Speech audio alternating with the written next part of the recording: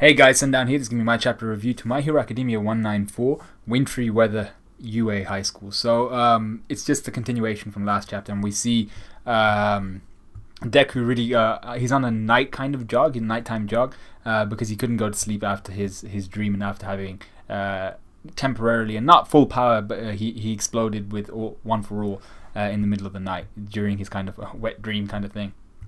But he remembers the fact that during the time where his hand touched the first One for All user's hand, he was able to temporarily see all the other users of One for All, apart from the two that we couldn't see before. So there's two silhouettes. There's one flaming, glowing individual, which is All Might, and then there's this one other blonde guy who looks awesome. He looks so I think he's the coolest looking guy there by far. He just looks so cool. He's got like these two tattoos, maybe scars, I'm not sure, down his I think it's down his left eye, and it crosses over his lips, a lot like Kenpachi, but it's two instead of one, so it's even cooler.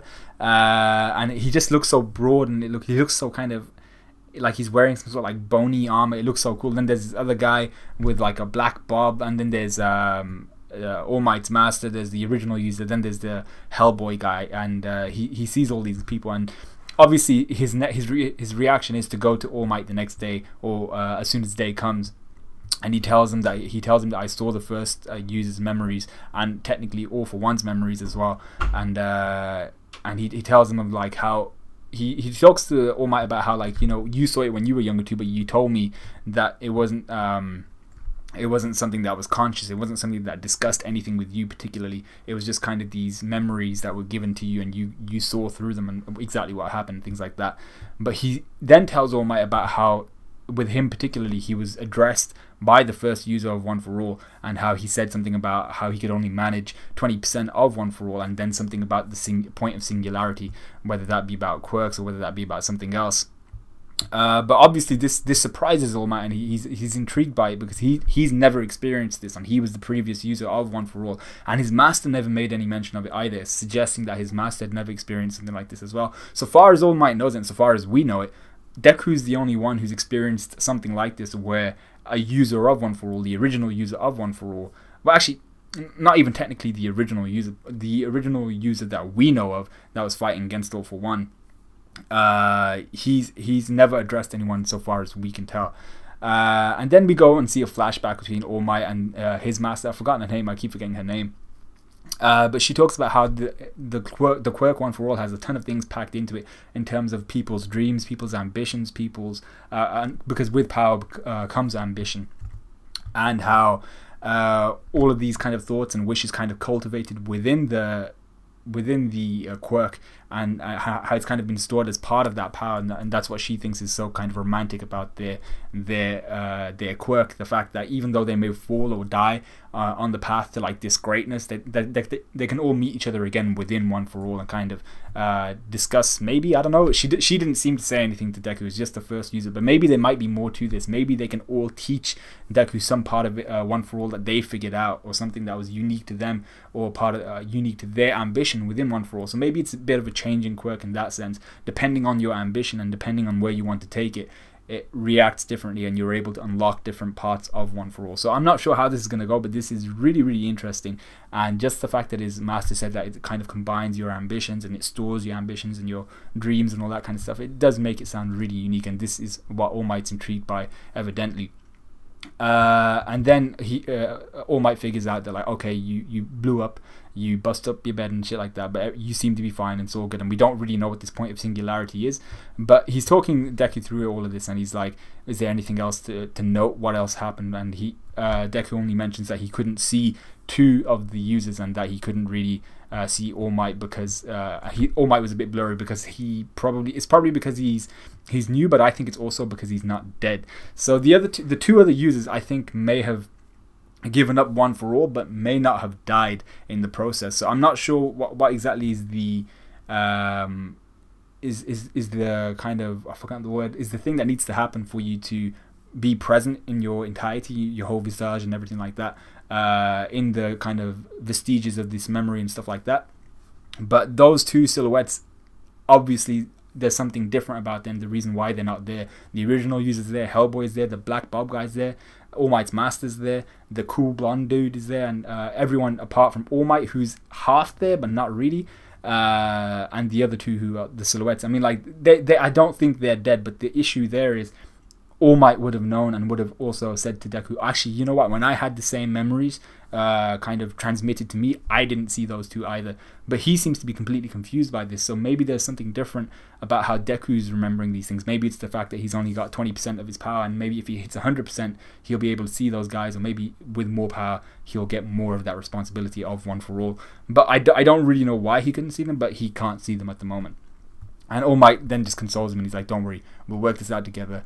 This quirk is your ally, just remember that. And then Deku kind of in turn consoles All Might a bit by saying, you know what, I saw your master and she's a really pretty person. And he's like, yeah, she was. So that was nice and heartwarming. So then All Might takes Deku over to Eraserhead. I've forgotten his name, Aoyama. And Aoyama? What's his name? No, it's not Aoyama. What's his name? I'm just gonna call him Eraserhead because I've forgotten his name. Aizawa. So yeah, so he goes to Aizawa, and it turns out that they have this class that I set up. But Aizawa is actually chilling with Shinso, the guy that Deku fought at the festival thing, where pro heroes and stuff were viewing all these young UA kind of first class next generation kind of heroes, and they were picking who they wanted to take into their agencies and things like that. So he sees Shinso, and Shinso seems to be quite cool with him now, and Shinso is there talking with Aizawa about something, but we don't quite know at this point.